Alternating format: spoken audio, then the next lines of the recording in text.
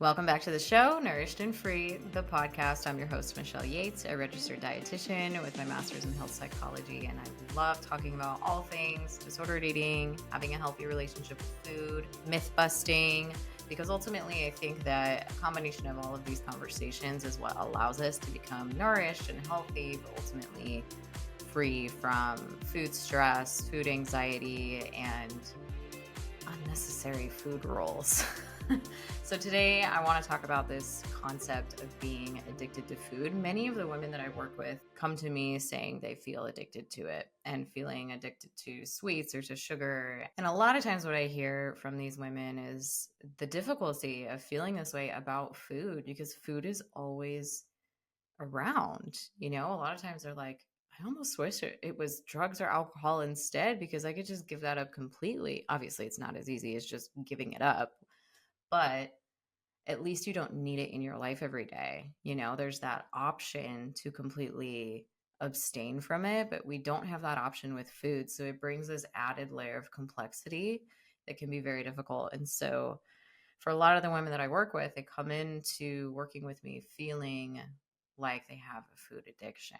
And I want to talk through this concept of food addiction because it's tossed around a lot, and it's certainly we see this a lot, especially from people who are fear mongering over processed foods, ultra processed foods, and they're saying, all of these companies are adding all these ingredients to their food so that you become addicted to it and you get sicker, and then big pharma big pharma profits off of you. And anyway, there's just all these conspiracies, right, about food and everything. And so anyway, I want to bring this conversation to the table because I actually think it can be somewhat freeing to know the truth behind this discussion.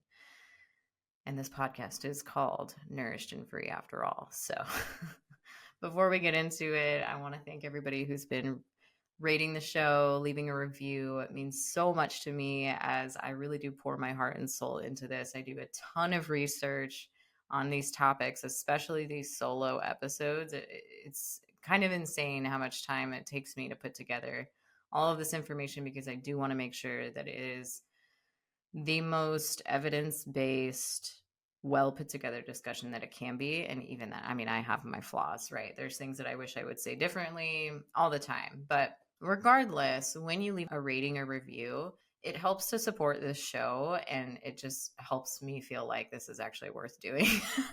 And especially when you share it with a friend too. Like, the biggest compliment you can give me is sharing this show with a friend or sharing a specific episode with a friend that you think would like it. So please continue to do that. And thank you to everybody who has been doing that.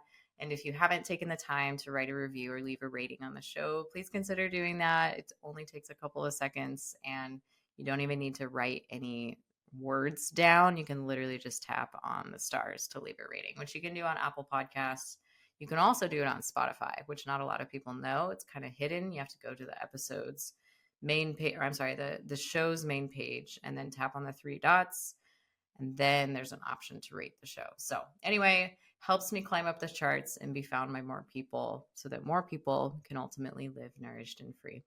All right, let's dig into this. So we've been told that sugar is a drug, and having a food addiction is responsible for the struggles that so many people face when it comes to overeating, obesity, and having a poor relationship with food. Many experts feel really strongly, actually, that food can be addictive, but others say that it simply feels like an addiction. So I want to dig into both sides of that argument. That way we can better understand if it's truly possible to be addicted to food. And that way you can better decide how you want to feel about this conversation and this topic and approach any future conversations about it. So many researchers are pushing to have food addiction recognized in an upcoming version of the DSM, which is our Diagnostic and Statistical Manual for Mental Disorders. This is where we have like our eating disorder diagnoses at and any other mental health diagnoses. The criterias are all in the DSM. So a lot of researchers want food addiction to be an official diagnosis, basically, that you can get.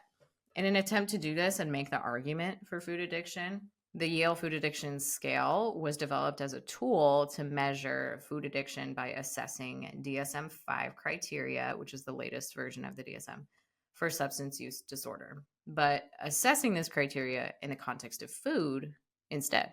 So, in order to discuss if food is addictive or quote unquote a drug, we should really declare what we mean when we say addiction. And honestly, I think this right here is the biggest reason why we have so many polarizing opinions about food addiction in the science community, is because are we talking about a drug-like addiction, or are we just talking about how certain foods can be easier to eat in high quantities? So let's discuss addiction in its most familiar and understood context. Substances, drugs. Drug addiction is defined as a chronic, relapsing disorder characterized by compulsive drug seeking and use despite the adverse consequences. It involves functional changes in the brain circuits related to stress, the reward system, and self control. In a true addiction, changes may last long after a person has stopped taking the drugs.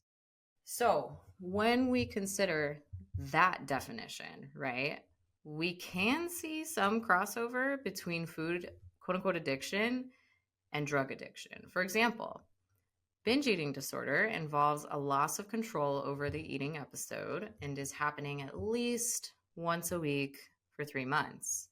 This is not dissimilar to drug addicts who have a chronic relapsing compulsion to take the drugs. In the case of binge eating disorder, there's a chronic relapsing compulsion to eat food, and that compulsion is strong enough to make that individual feel out of control.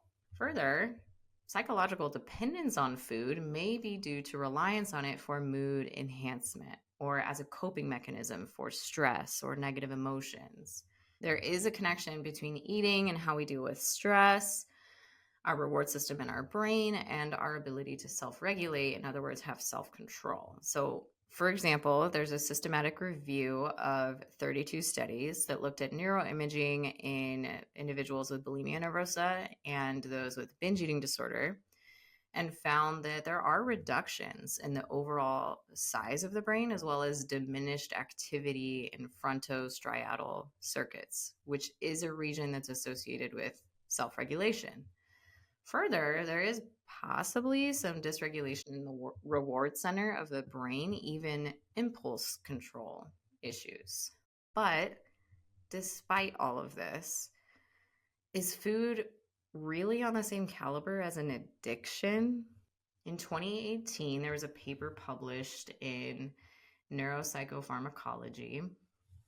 The two authors debated this concept of food addiction and whether there was true merit to use that phrase or not.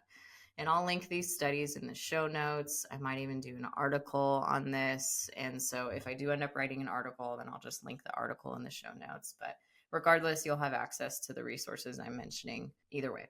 In the argument against food addiction, one of the authors, Paul Fletcher, notes that food addiction carries the claim that this resemblance occurs because certain foods have effects on the brain comparable to those of addicted drugs, just like we talked about earlier.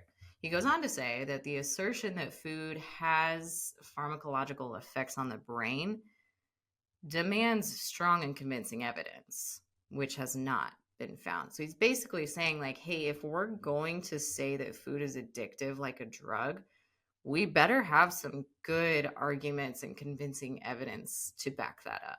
And we don't. In his argument, he points out the fact that there's no one specific substance found to be addictive in food.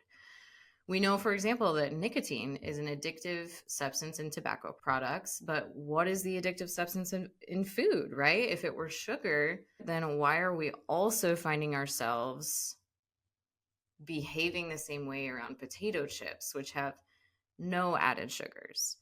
Wouldn't we also be seeing people walk into a supermarket and crack open a bag of table sugar and down it in the middle of the aisle, right? Like, if it were salt, then why are we finding ourselves behaving the same way around foods like candy and cookies and ice cream, which have very little added salt?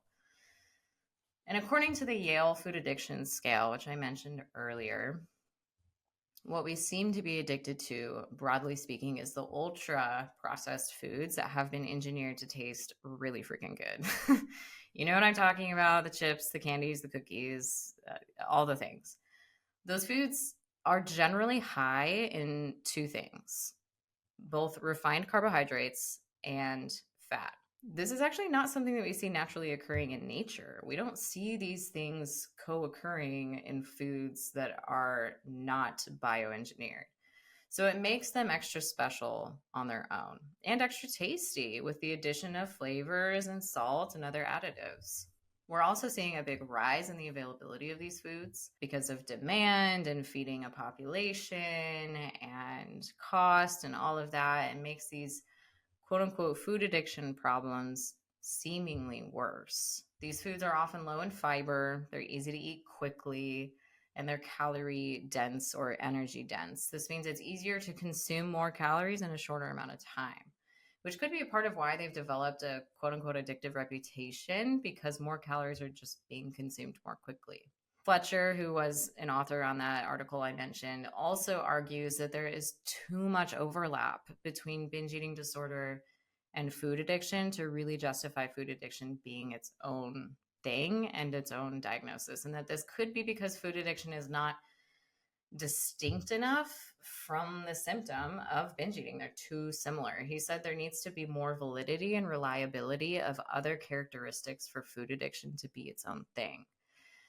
And he's suggesting there needs to be more consideration on the topics of tolerance and withdrawal if we're going to introduce the word addiction here.